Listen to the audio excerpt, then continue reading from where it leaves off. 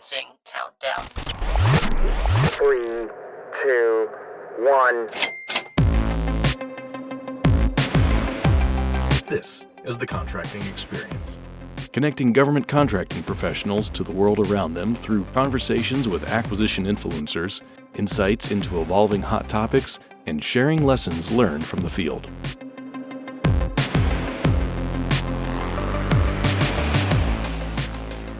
In this episode of the Contracting Experience podcast, we sit down with Head of Air Force Contracting, Major General Alice Trevino. Major General Trevino talks about the Great Power Competition and what contracting's role will be in optimizing the Air Force towards this mission. She also addresses where we are going with digital transformation in Air Force acquisition and provides some of the top 2024 initiatives contracting professionals can get involved with. Major General Trevino also advises the workforce on her top areas to focus on as we optimize for the Great Power Competition.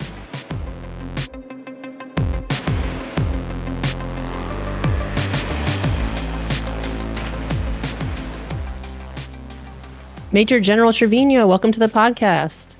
Thanks for having me, Amber. I'm so excited to be here. I'm happy to have you. All right, so let's jump in with the first question. So in October of 2023, this last October, Air Force leadership sent out a memo describing the effort to re-optimize the Air Force for the Great Power Competition, or GPC. Can you tell us how you see contracting's role in optimizing the Air Force towards this mission and why we are at a critical need for these changes?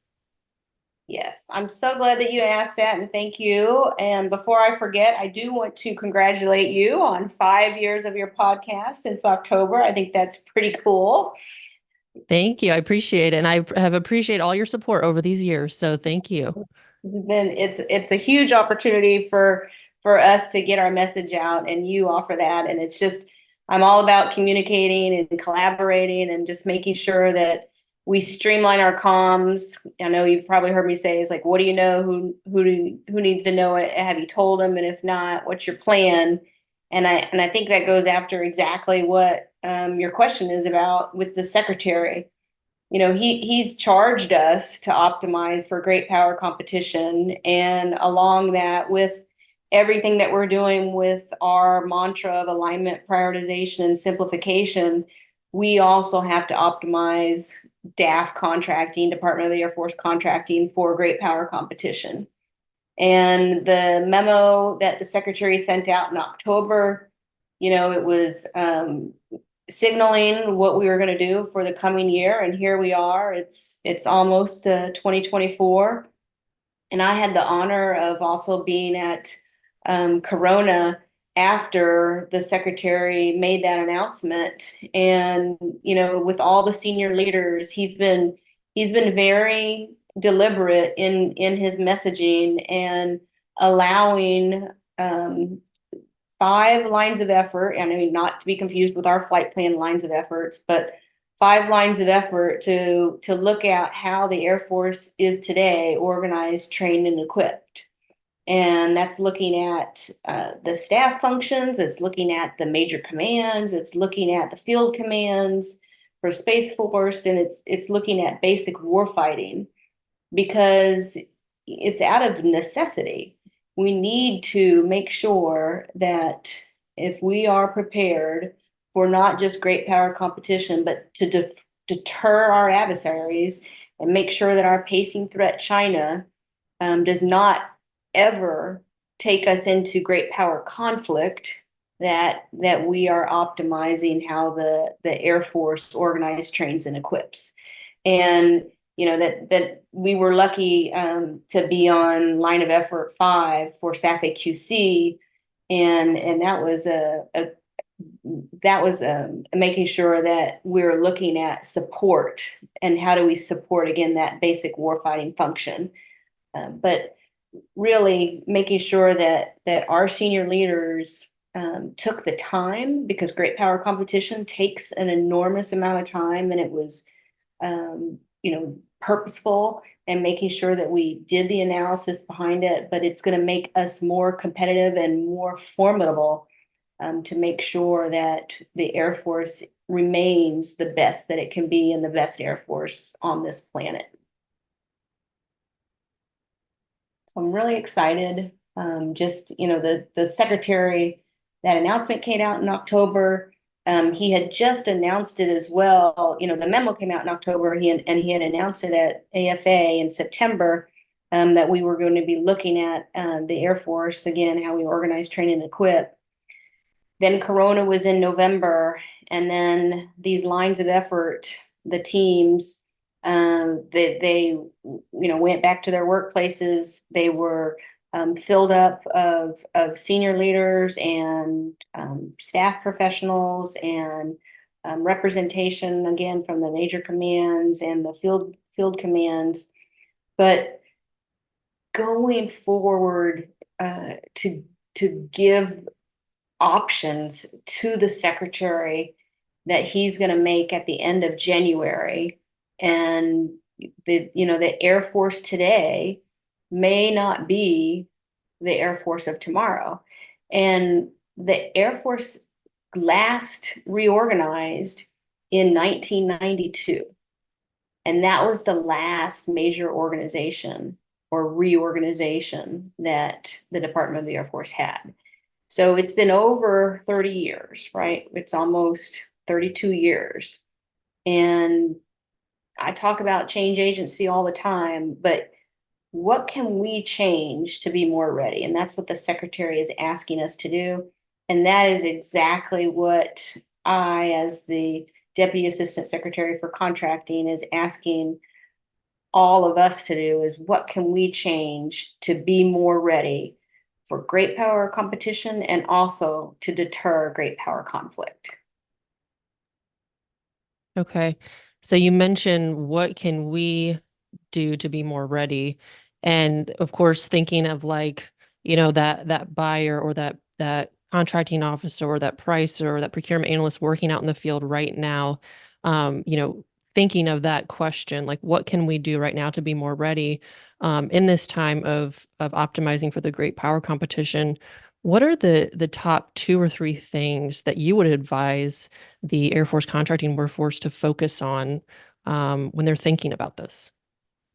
So I really like that question, Amber, because it really starts with what we should start thinking about.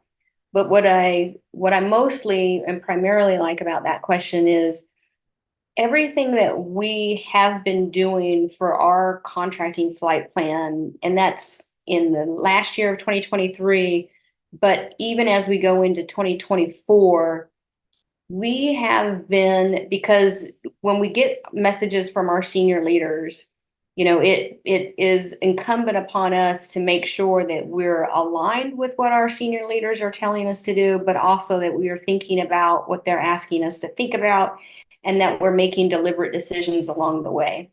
And so through our building mission-focused business leaders, if the Air Force contracting community continues to make sure that we are not just recruiting, but we're retaining, and that we're training and we're developing our personnel, that is going to keep us on track for great power competition. And it's not saying that we know everything. It's this thinking. It's promoting this critical thinking, and the secretary has been able to start that conversation so that we have been able to have not just those meaningful conversations and a meaningful dialogue, but that we have and may have to make, as we go forward, some tough choices. And so, the top 2 or 3 things I would, I kind of simplify it a little bit, because it's still going to be with the alignment, prioritization, and simplification. But the alignment piece, as is kind of like prepare for those changes with that change agent mindset. Because when you go through any type of change, if it's a minor change, a major change, a phenomenal change that you hadn't anticipated, we all go through the same cycle, and that's at the beginning, you kind of paralyzed and there's some instability because you don't know what's going to happen next. But you need to get through as quickly as possible. You need to get through those denial and anger and depression stages of the change so that we can get through testing and get through bargaining, which should occur earlier, but get through testing of what can we live with and what resources do we have and what are the means as we go across the line to acceptance. And I'm focused. The LOE1, Building Mission Focused Business Leaders, was intentional as our LOE1 because it underscores and underpins all of the other lines of effort. And so really thinking about our people is why we made that first. And as we say, what can we change to be more ready? I would ask all of our listeners to ask themselves, what can I change to be more ready? And what I like about that question is we've given some tools out there, right? Some resources. And I love talking about the individual development plan because it's individual to the person, but that is like one of the first places, and that each of our employees, whether or not you're an employee or a supervisor, you can start with that to say, what can I change to be more ready? Where do I want to grow? And it's using, it's not just the functional dual track roadmaps that we already have, but it's using them as the thoughtfulness behind this future retention and personal development, which then you bring in your supervisors and you bring in your mentors. So number one, asking that question to yourself, and then where the we comes in is what can we change to be more ready? It's being able to have those conversations with your units and with your supervisors, so that gets up to your senior contracting officials so that they can be your voice into future iterations of our, as we pull these initiatives across the line, because they're evolving. And to be able to be prepared for great power competition, we have to have we have to be organizationally aligned. We have to look at our force development. We have to accelerate how we look at talent management. We really need to be enterprise focused because we are going to succeed as an enterprise. And I'm talking about the Department of the Air Force enterprise, but also our Department of the Air Force contracting enterprise, thinking through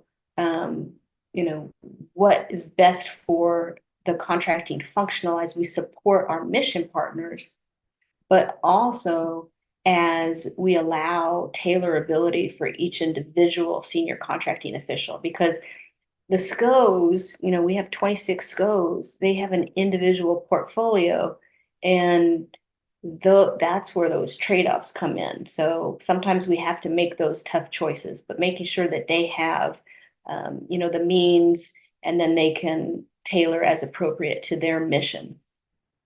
And then the secretary has also made sure and encouraged us and kind of stated flatly that we are going to execute enterprise solutions at speed. And so I would say that that's the other thing that I would ask all of our listeners is, what can we do that's, and I'm not recklessly speeding, because we have to have a vector. We got to make sure we're going in the right direction. But making sure that when we identify these enterprise solutions, that we're not, we're not being unintentionally or intentionally slowing things down. We want to make sure that we can go as fast as we need to go. So I would get ready for great power competition and stay ready. We have to build the advantage and we have to sustain it. and it is going to be exciting, and it's going to be, it's going to challenge all of us. But I think our collaborative networks that we've built, we're going to need them even more than we needed them in 2023. That's kind of a really exciting for, my vantage point up here at the Pentagon, but also as every single unit is leading at the tip of the spear and being able to navigate and look very clear-eyed. That institutional alignment, again, understanding our roles and responsibilities. So those would kind of be the top two things I would start with. If you don't know where to begin, asking yourself first is, what can I change to be more ready, and kind of use that individual development plan? And then what can we change to be more ready at the unit level? And then float those ideas up through the senior contracting officials so that we are using that enterprise focused, that enterprise focused solutions at speed. Great. Yeah, I think that gives our listeners at least really good starting places, right? To really look at this, what's going to be happening in the coming months, and to kind of take bite-size, chews of it, right? In order to really process it. Because, you talked about change, and, as humans, if we believe that, if our brains believe that change is going to be hard and is going to be difficult, then our brain is going to look for how change is hard and difficult. But some of the words that you used is, this is also potential to really provide clarity in kind of how we're operating. And it can be exciting and it can be a challenge, but it can be a good challenge. And so, I have no idea, obviously, what the secretary is going to decide and all of that, but kind of just looking at it from trying to look at it from a different perspective is, how can the individuals listening see this as an opportunity? And within themselves, and like you talked about, that individual development plan, but also an opportunity for our organizations and the missions that we support, and then how they can take that in their everyday, the way that they're operating in their everyday. Absolutely, because I think, that really is something, years ago, I remember being asked this is when this is about 2010. And I had a questionnaire that I sent out to all of my employees when I was a squadron commander. And I had set it up, and there was a portion of the questionnaire, and it basically said, identify your greatest strengths and your greatest and your weaknesses. And one of my employees, he changed the questionnaire, and he changed the weaknesses to opportunities for improvement. And I'll never forget it. And it was Lieutenant Colonel Quincy Hearns. And, I remember that the first I was like, what? He changed my questionnaire. But then I was like, oh, exactly. That's why I wanted to even ask the question. Because when you have opportunities for improvement, you can identify plans to improve upon them. If you just say, these are my weaknesses, it almost implies that, yep, they're there and they're always going to be there. Mm-hmm. But it really is an opportunity. And it's not, we're not throwing, clouds of or blackened out windows over our faces. Right. There are challenges. But it really puts you in the proper mindset of solving and Mm-hmm. experimenting and, failing fast. And it's okay to fail as long as we learn the lesson. And, when I said enterprise solutions at speed, we're still doing thinking behind it. It's just we can't afford soft vetoes or slow decisions. Mm-hmm. There's no time for that. This is necessity. Right. Okay. Well, we're going to switch a little bit, but it might tie in still with that. Is the next question is, where are we going with digital transformation in acquisition? All right, so I'm very excited about this because we've been talking about it for a while, and there's again with the evolving, we've had a little bit of a shift on what we can do, what's in the realm of the possible. And we really started this conversation in earnest in August at our mini board of directors. And we were out at SSC, and Natalie Riedel had hosted us, and we were being asked, and a lot of junior employees were asking, hey, where are we going with artificial intelligence and machine learning? And it started out with that just because there's a lot out there with Ask Sage and Chat GPT, and you can use the Chat GPT on your personal devices. But what we found, because we wanted to explore that arena, and we had so many passionate mission focused business leaders and change agents who really wanted to dive into this really quickly. So we asked ourselves, well, how are we going to do this? And, we have to have a process. We can't just, talked earlier about being reckless. We want to be deliberate because we need to be processed, but we don't want to slow ourselves down.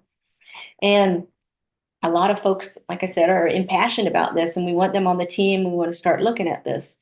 So we had thought that we could have this, what we called a sandbox, and we'd be able to put things out in the sandbox so that we could experiment with them and vet them. Well, long story short, we, at the same time as well, the Department of Defense put out some policy, as well as Congress, and a lot of new cybersecurity awareness, but also information about where we had some vulnerabilities across DoD.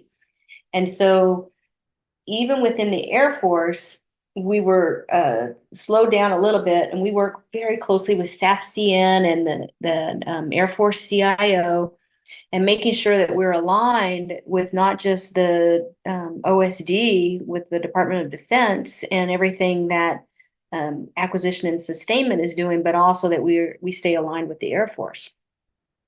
And so again, long story short, we had to pivot and pull it up a little bit and go a little bit more broad. The new processes and regulations and policies were coming out, and so we have to flight follow them.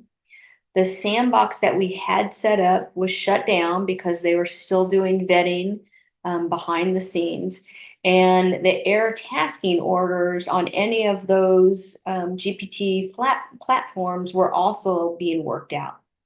So we came at this from a new direction, and we're collecting ideas from all of our impassioned and passionate mission-focused business leaders, and focusing our efforts on some of the applications that are out there that are already on the network, but are homegrown at a unit, and unfortunately, I would say, is other people don't know about them.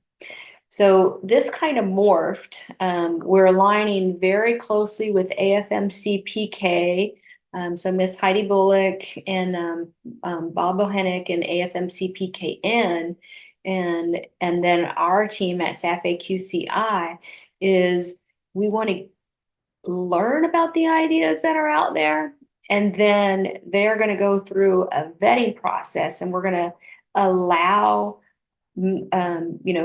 members can go check out these applications. A lot of them are on, built on SharePoint. And so they already have they already have an ATO. So they have, permission to be on the network, and we won't have to, wait for the other policies to catch up with us. So there's things that we can do beforehand in the digital transformation acquisition realm. And then there are things that we know will take a little bit longer as the policies and regulations catch up with what's actually going out on out in, with our cybersecurity policies. And so that's kind of given us a new way to look at, how we look at, most of this is happening with LOE2 and LOE3. But again, with LOE1 is how do we make sure that our mission focused business leaders are aware of what's going on, that they have access to the tools, that they can, vote and give us their feedback, and that they can then, give enhancement ideas on where we can get better. So sometimes it's not, like I said, a groundbreaking change that is going to, morph overnight, but it's even with our Con IT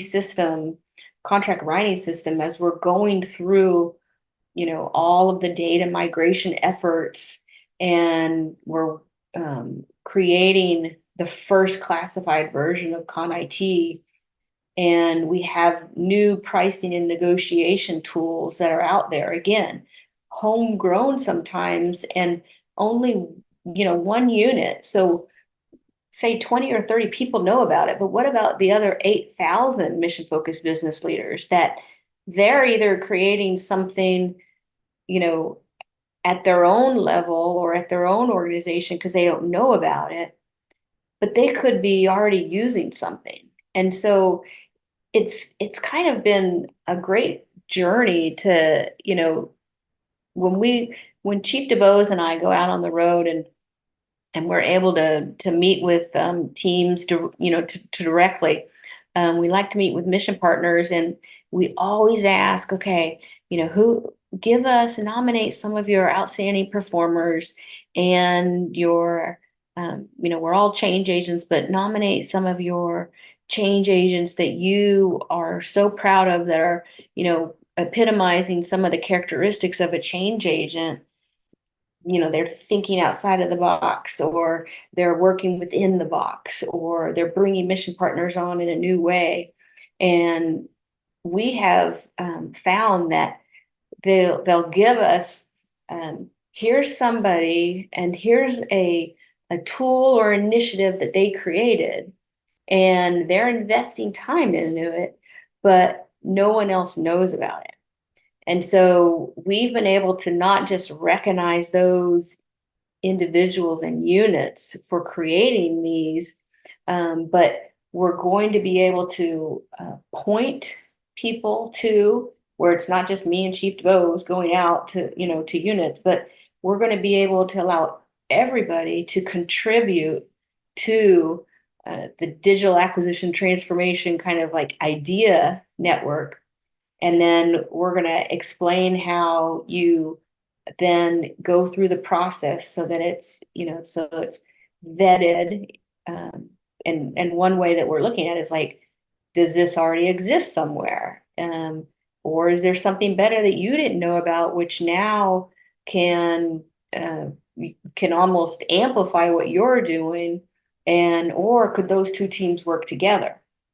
And then what comes out of that on the other end will be what we can put on our acquisition toolbox. And so everything gets tied together, and they'll be, pointing to one location, whether it's, building upon the network that AFMC has created, built, or SSC or Space RCO, the things in that SAP environment, or RCO, but it's where somebody in contracting can go to see it, and then where we can share it faster than we did before, meaning before was just word of mouth and the 1 to 20 people who knew about it. But how can we exploit our network so that we're sharing things out of necessity because we all need them? They'll benefit all of us. And we're going and tackling problems that on average we all have, but then solving them together. And so it's kind of it's not just digital transformation where we're being asked to go to, like negotiating new contracts using digital transformation platforms, but also using these acquisition tools for our contracting professionals and our multifunctional team members to leverage the ideas that we do have within our own community. And if we do need resourcing, time, people, ideas, that we can invest in those, again, making the tough choices on what we want to focus on. So it's really exciting, just because it's sometimes it doesn't have to be that revolutionary change, but sometimes it's evolutionary, and we're evolving the way that we look at digital transformation and acquisition, but we're also evolving how we allow everyone to contribute and participate and be part of that change, more so than we ever have before. And I love that, because it doesn't matter if you've been in contracting for 3 months or 40 years. You know some of the problems that we have, and we all have this. When you're in contracting, you have an insatiable desire to solve things for yourself and for others, and it's how can I be more efficient? How, even if you've just come off of a source selection, it's like, how could I have done that better? What could we have, do you remember, if you go into the Wayback Machine, Amber, your first source selection, my first source selection, we were writing down our notes. And now, like, we have, templates that are driving us through how we've graded, the source selection criteria. And it's twofold, right? It makes our lives easier as somebody who's on the source selection, but it also makes sure that we stay in process and in the effect that, if there is a protest, that we're able to get the documentation faster and justify why we came to, a source selection decision, or that recommendation that we gave the source selection decision authority. And so it's exciting to know how far we've come, but also to know how far we still have to go, because the ideas keep coming, and we want to make sure that we have the best tools available, and that we're using the digital. I'll go back to the opportunities that you brought up, because we're using those because they're opportunities for us, and we're wasting them if we don't tap into that talent. Yeah, and I was actually just going to use the same word, opportunity. This sounds like an opportunity for any contracting professional that's out there that's working on their own, stuff, that if this is something that interests them, AI, digital transformation, all that stuff, is if it's something that interests them, then getting involved in promoting the tools that are already out there, and maybe even testing out, new applications of some of those tools that you discussed, that AFMC PKN is going to be working with, and reviewing.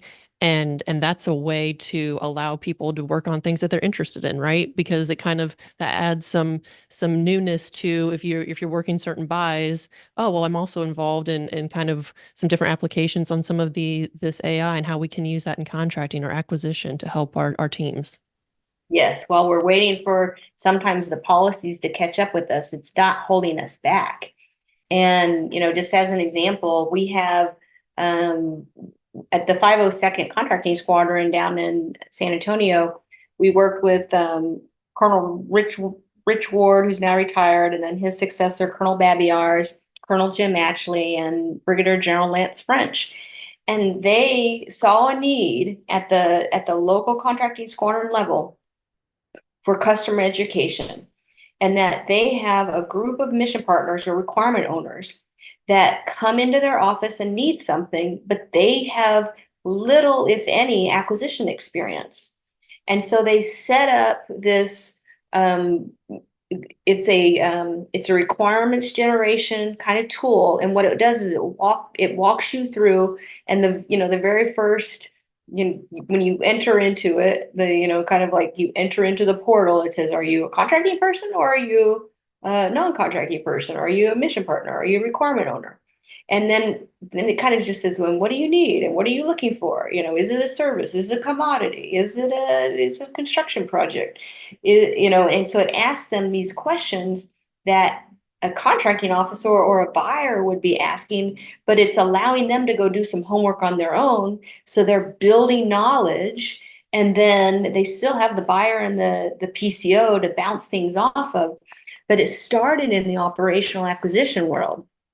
And then at the same time, we had a member down at who's at Eglin now, Captain Henry Camp, and he was kind of doing something similar, but he was looking at it, and he was a candidate of the vice chairman, chief of staff of the Air Force's Innovation and Idea Program, and they were getting a separate kind of tool being developed through a contractor. And that came up through the vice chief, and it came down to us at SAF AQC, and we didn't know about either of these. So one is homegrown based on SharePoint, already has the ATO. The other one was using SBIR funding, got to its phase 2, and now it was seeking additional funding. And so we worked with the members, that all of these stakeholders, and we worked with Brigadier General French and Mr. Tony Everidge to kind of look at both of them, because they were both following in the operational acquisition portfolio, and said, okay, how much money does the one need for further development to go to a contractor, and what's your sustainment plan versus the one that was developed in the 502nd? And how about if we put those people together? Because now, instead of going out and looking for $300,000 in funding for just 1 year, we don't need additional funds. We have something that we can now exploit. And General French is going to beta test that with Colonel Jim Ashley across the AETC contracting squadrons. And then we're going to pull people in to see it from systems and enterprise to see, how could I tailor this again? If I'm looking at the lens of my squadron contracting official lens, what do I need? And, are there opportunities there where you can then enhance it? And then maybe it could be opened up even further. And so the possibilities are endless, but it's really, what you're kind of investing your time in. And then are we putting people in the know who have this talent and kind of have taught themselves on SharePoint to, again, to put those enhancements in play, so then other people can use the same thing. And we've all had that challenge. We've all had that challenge of a brand new customer coming to us and they don't know where to start. And, I'll just, 30 years ago, 25 years ago, even 20 years ago, we just handed them a pamphlet. Now we might send them to a website and tell them to do homework, but this would send them to then a game, an interactive, tool where they can actually walk themselves through what they're trying to do. And that really kind of streamlines the requirement process. And it's the possibilities of it are endless. It's just, again, we need to prioritize what we're, going to invest our time in. And then we need to find very excited people, again, those passionate, personnel who want to experiment in that arena, and then have them join us on that team. So I'm really excited about that. Well, and I'm sure there's some people listening that are like, ooh, I want to get a hold of that tool for my requirement owners, so that way they can, get started without us having to explain it a lot at the beginning. So yes, I'm sure there will be some more collaboration, especially around that particular capability. So for the next question, I wanted to talk about initiatives. So what 2023 initiatives do you plan to continue growing in the 2024 Air Force Contracting Flight Plan? And are there some new initiatives you would like the workforce to start considering? So I'm going to go like very, very high level. And in last year's flight plan, we had 32 key results. So in building mission focused business leaders, LOE1, and then LOE2, tools not rules. LOE3 is contracting process innovation, looking at our processes and making sure that we, are exploring and sharing. And then LOE4, expeditionary contracting as a joint force capability. Underscoring those just by account was 32. And now as we've kind of snapped the grid line or the chalk line, and we'll have 29 going into 2024. Now, what that means, and a lot of them are continuing because if you've ever done a plan and you knew that that plan had to be executed or implemented across, and I'm just going to really simplify it and say more than two people,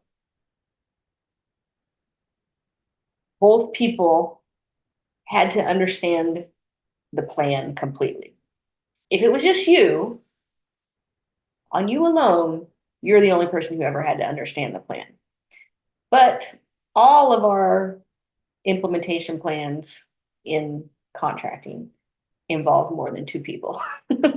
So we have realized, and this wasn't like a groundbreaking revolution, but you can create something, but if you haven't socialized it and no one else knows about it, it's kind of like that old question is like, if a tree falls in the forest and no one was there, did they hear it or did it really fall? And so that's where we've kind of, we're at the tipping points of that. And so even in October, before we were getting ready for our board of directors in December, and again, our board of directors just adjourned on the 15th of December. And I'm so excited. And I'm excited because we opened it up to the entire workforce, and everybody, if you had time, could sign in, could observe, could listen to the cussing and discussing, the debate, the dialogue, the discourse. And we've never done that. I mean, we were fully transparent. We're trying to get everything out. And even as we led up to that, there were people who were like, okay, we're done. It's over.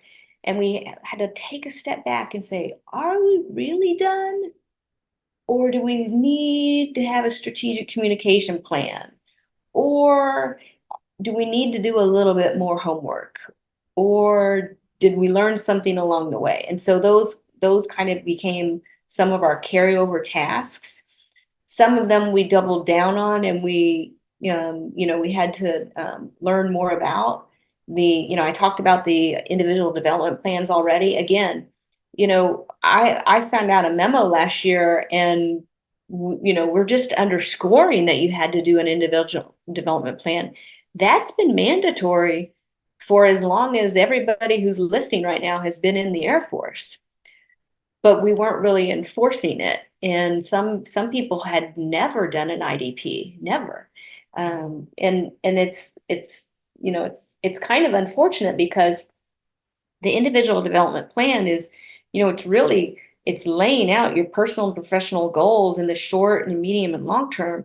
But if your supervisor never asked you to do it and you didn't know you were supposed to do it, and and you didn't do it, you probably grew, and you probably developed, but it might have been ad hoc along the way. And so I kind of ask myself, I have my personal story is when, and now because of this personal story, I talk to new employees all the time about putting on your to-do list or your IDP to earn a warrant. And start out with a simplified acquisition threshold warrant, start out and then go to a limited and then go to an unlimited. But no one that was my supervisor ever asked me to start studying for my warrant until I had to like sit down and sit on a board in 3 months. And it was horrific, really, because had I been thinking about it all along, instead of at the 8-year point, being kind of like completely caught off guard that, okay, we're putting you forward for an unlimited warrant. Go start studying now. I could have been kind of studying and knowing along the way that, hey, it's going to happen, and just it changes the way that you think. It's kind of what you said earlier, Amber. It's like when you look at something as a challenge and hard to do, you're going to see it as a challenge and hard to do. When you look at something as, hey, this is normal, this is average, everybody does this. I am going to do it someday. The time period might be different for everybody, and it usually is, but I know I will do it, and I'm going to be intentional about it. There's like backwards things in your mind that then are occurring along the way, and some of that is just by virtue of you thinking about it. And so, me personally, I was at the 8-year mark.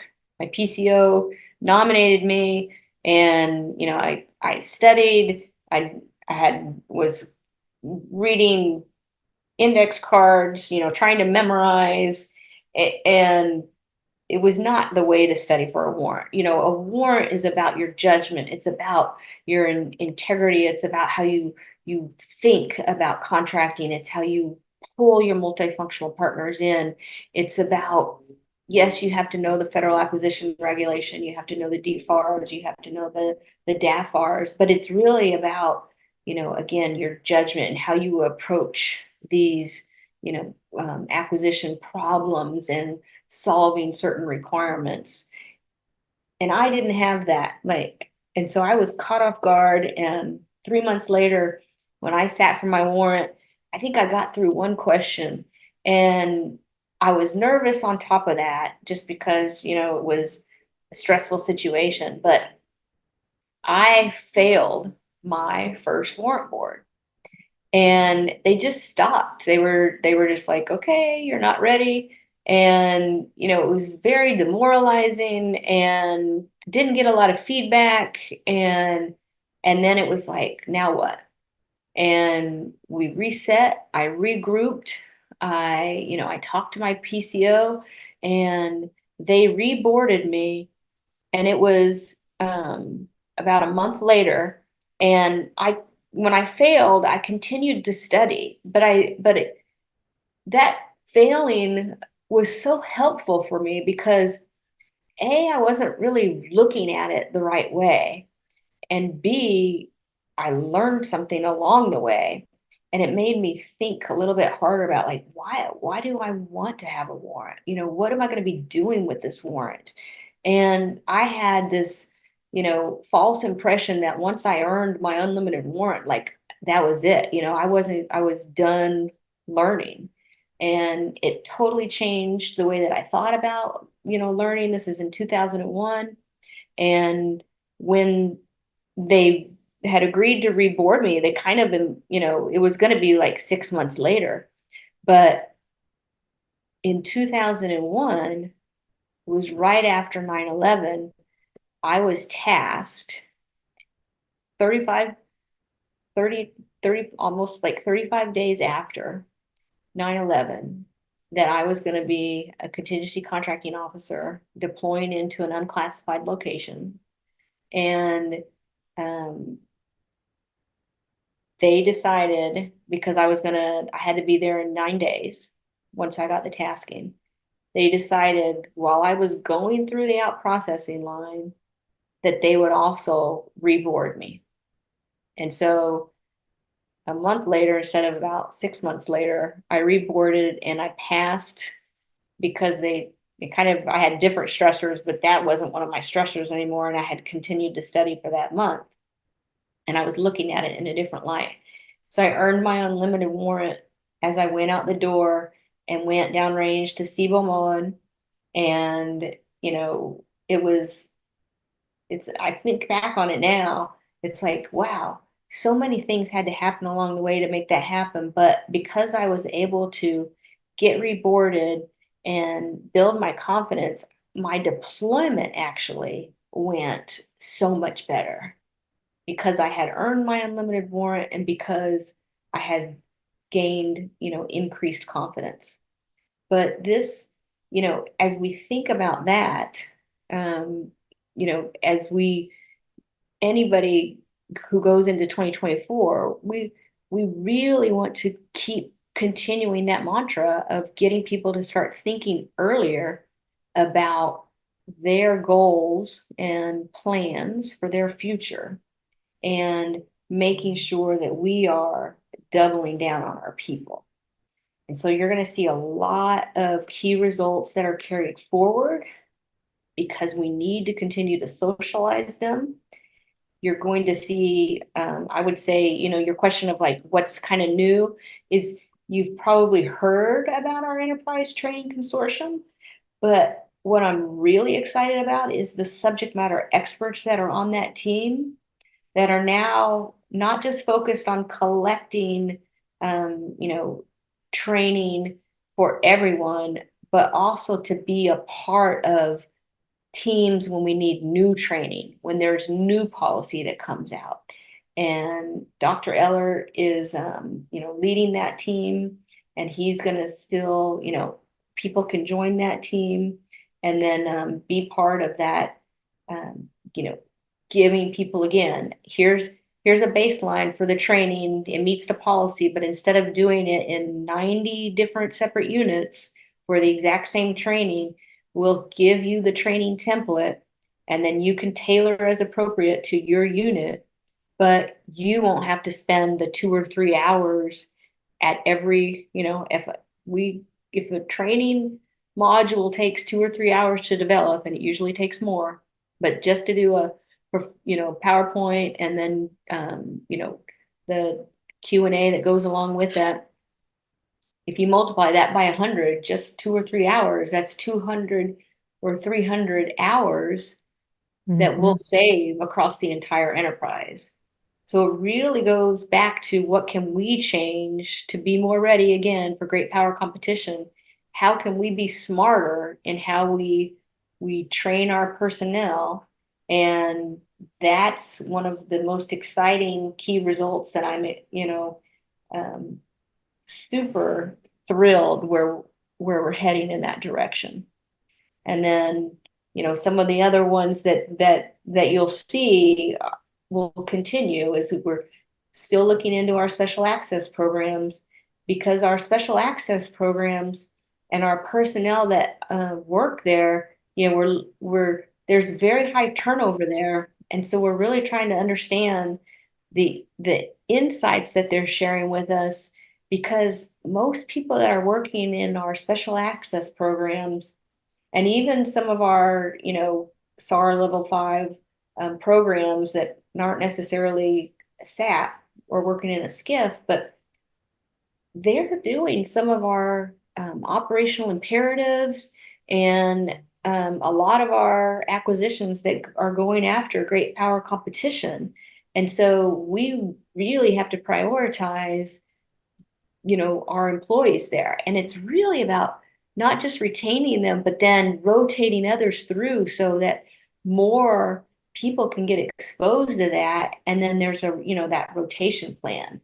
So I'm excited about that. And then building upon our, we had, for our civilians, we have, just a job board, right? Or civilian openings that are out there. Well, we had 7 of them and we're like, why do we not have 7? And so the 2023 team built upon that, but all of these initiatives are for our military and our civilians. And so there's a need there for even some of our military members who don't understand once, if they separate or once they retire, how then do I become a civilian employee? So there's some education there, there's some awareness there, and then there's knowledge where we want to be able to share that with them. So their transition is as smooth as can be. So all of those feed off of the job board that the team has created. So awareness of what's out there. We're still looking at, our manpower study and its companion piece of helping people understand their portfolios so they can make those tough trade-offs. If you're a leader of a team or a unit or a squadron or a directorate, I guarantee you, every single person listening right now has had a portfolio that has grown. It's not usually shrinking, right? There's usually more mission partners and more asks than are, taking away from your plate. And so helping people understand what's in their job jar, but then when something new, again, that requirement order knocks on the door and says, hey, I got something new, or even a new mission partner that's shown up on the installation and they need some assistance or some help, contracting support. How do we help you as leaders make those trade-offs? How do you prioritize? You can't just say, I don't have enough people. You have to be able to back up the conversation with data. And then here's what I can do with the people that I have. Here's what I can't do. Here's what I can do if you gave me one more person. Here's what we can, here's a requirement that is important, but maybe it's not 1 through 10, maybe it's number 11, and we can make those trade-offs. So really excited about, expanding that and, with our everything with great power competition and making sure that our contingency contracting officers are as prepared. And this again includes military or civilians, but it also includes the military or civilians that aren't deployed, but then stay back in garrison or home station, as they, as deployers go out the door, how do we continue to do the mission? And how do we make sure that everybody understands the why? If somebody, had to go forward, how do we come together to make sure that the mission doesn't fail? And then, making sure that we can have, that we're trained, ready, prepared, and that we can not just, my story that I shared earlier, when I went out the door in 9 days, how do I get my warrant earlier? If you're a CCO and you could deploy, I don't need to be giving you your simplified acquisition threshold or your limited warrant as you're going out the door. It's something that you could earn now and be planning for. Again, if you're in contracting, add it on your list right now. Even if you've been in contracting for 3 months, it's something that you can aspire to and start thinking about. But you can use that combat capability. A warrant is combat capability at home unit. You don't need it just for deployment. And then when you come back from deployment, I shouldn't be terminating your warrant. I should be using it and then building upon those skills. So we're changing our mindset about, how we think about warrants. Talked about it. I'm really passionate about it myself. And then we've changed the CCO training for this year is going to be based on the Indo-PACOM scenario. So General French and Chief Knowles, they're releasing that in January, and that will be the new CCO training that every CCO and squadron will now have, and PZI, everybody who's in operational acquisition. But don't limit yourself to just operational. It can help you understand through systems, because weapon systems are supporting all of our deployments. Doesn't matter if you're, it's not just operational as you go forward, but it's a mindset of thinking through weapon systems portfolios and enterprise systems, but thinking through that, through those scenarios, thinking the critical thinking about what it means to be a contingency contracting officer who can work through surge capability. Anybody in systems acquisition who's had to do an end definitized contract action, a UCA, is usually some type of surge scenario. So it's that same type of mindset that we'll be building upon. So I'm really excited about 2024, but there'll be some new stuff and there'll be some old stuff. And I've kind of given you a tidbit on some of the new stuff. And I really encourage everyone to dig into the flight plan once it's released, and I'll be messaging that out as well in my email communications, just to kind of chunk the information so we keep it simple and not just overwhelm everybody, Amber. For sure. And yeah, I think you gave us a really good picture of kind of what's coming in 2024 and what to keep our eyes out for, and how we can get involved in that. I also really appreciate you sharing your story of getting your warrant. I think just that anecdote really gives a good context on the why it's important to have individual development plans. Sometimes when we see these memos come out, it's like, okay, another thing to add to the list. But when you don't have the context behind it, it can be easy to let your mind go there. So I think it's great to hear those types of things because it makes complete sense, right? If you understand how you can actually use that for your own development, for your team's development, and having those integral steps to maybe your big goal is to get your warrant, but what are the integral steps to getting you there? And that helps keep you more purposeful in your day-to-day work life, and all that to stay focused. So I just wanted to foot stomp that I think that was a really great story to share, and I appreciate that. Um, you talked about understanding the why, and at the board of directors meeting this December, you talked about why are we doing what we're doing? And so I would love just here at the end, if you could just kind of speak to just around that. I know you mentioned some of the things in this conversation, but just as like towards the end of this podcast episode, I think it'd be great for people to hear kind of your viewpoint on that. Yeah, thanks, Amber. Thanks for asking that question. And one of the other key results, which is kind of like perfect for this question, is of if we don't understand the why, you're really not being purposeful or deliberate. And Eric Szymanski and his team, what they've done is they've created an understanding the why behind the buy. And it's really about getting out from behind your desk and understanding what your mission partners do. Because contracting people, of course I'm biased, but we have our feet and our hands in everything. It doesn't matter if it's weapon systems, it doesn't matter if it's logistics, it doesn't matter if it's the installation, it doesn't matter if it's, enterprise contracting and enterprise solutions across the entire Department of the Air Force or Department of Defense. We love solving problems and we love helping our mission partners. And, collaboration is one of our favorite words because we do it so well. But if you don't get out of your office and get into the field to see that work in action, it's really hard to understand the why. And, I've been in contracting for 30 years. I've been blessed.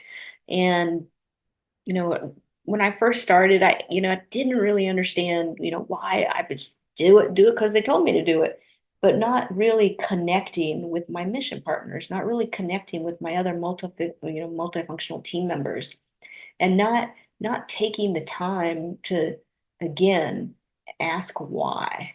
And sometimes that can be as, why do you need it so fast, and what's the outcome that you're seeking, but really diving into what it is about the mission, what it is about the importance of it.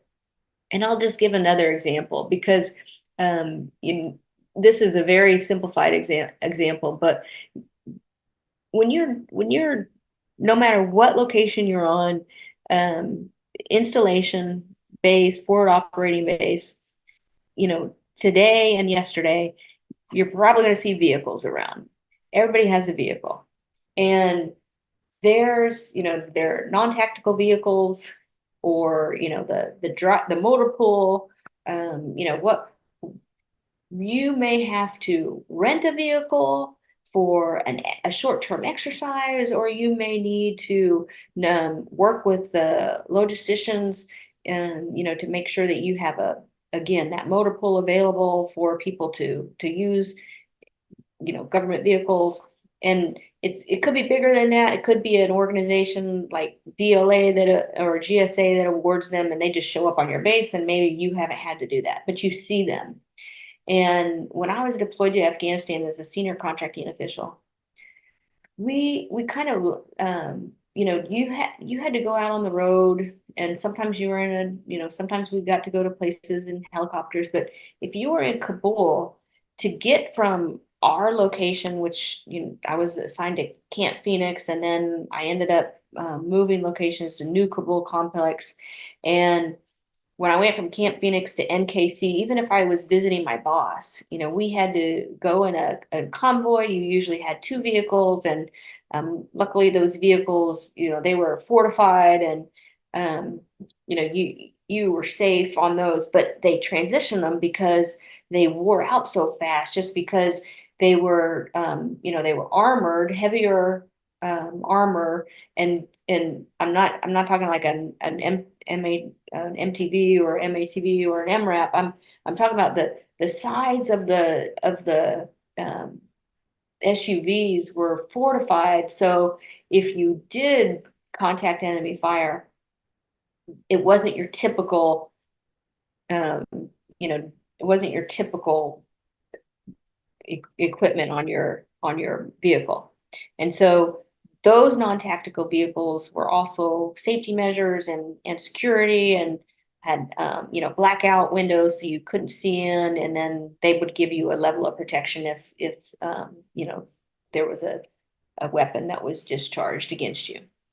And here it was, Christmas Eve, and the non-tactical vehicles at our location, they were supposed to rotate, and they were supposed to rotate at the end of December, and you got new vehicles. And so the provider who provided them, they knew they had to return them in, and you basically had a week to do it. And they did them in phases, and then, you got your new vehicles. Well, we had to sign we had to do a short-term bridge contract and a justification and authority, a J&A, because the logistician who worked in the headquarters, A4, had gone on his leave, and the member that he had put in charge, who was his acting in his stead, did not know about the transition plan. And so they had not gotten the new vehicles in, and they were going to go past the 31 December date. And we were finding this out. And actually it wasn't Christmas. It wasn't the 25th of December. Sorry. It was the 31st of December. And I remember knocking on the head of contracting authority, the head of the contracting agencies, HCA's door, and saying, "Sir, I need you to sign this. We need to keep these vehicles, because the vehicles in question happen to be the stabilization force commander, who at the time was a 4-star Marine General Dunford, who became our Chairman Joint Chiefs of Staff. And they were his non-tactical vehicles for his personal security detail." And somebody at the end of the line was like, "Nope, give back the vehicles." And it was contracting that came in and said, along with that acting member, of like, "No, we're going to do a bridge contract. We're going to call the contractor. We're going to explain it. And we're going to, do a more orderly transition for these vehicles." Everybody else had to turn them in, and it could do logical, and, there wasn't really an answer. But how are you going to take the 4-star general's non-tactical vehicles away from his security detail? You can't do it. You got to think sometimes. You got to understand the why. And it was a simple $30,000, less than $30,000 contract purchase order, but it had massive consequences. And so it's not about dollar value. It's about understanding the why and having that, really deep connection with our mission partners, and then being able to give that judgment and advice, and then, really make things happen. I like to call it making magic. Well, I think that is a great place to end on, making magic and taking the opportunities, right, that are going to come to us. And so I just want to thank you again for being on the podcast. Thank you, Amber. Really appreciate it. And for all you change agents out there and mission-focused business leaders, keep being patient, positive, curious, and courageous. We're with you 100%. If you have suggestions for topics or people to interview or feedback on the podcast, you can submit those at thecontractingexperience@gmail.com. I want to thank you all for listening to the Contracting Experience podcast. Until next time, keep connecting to the world around you.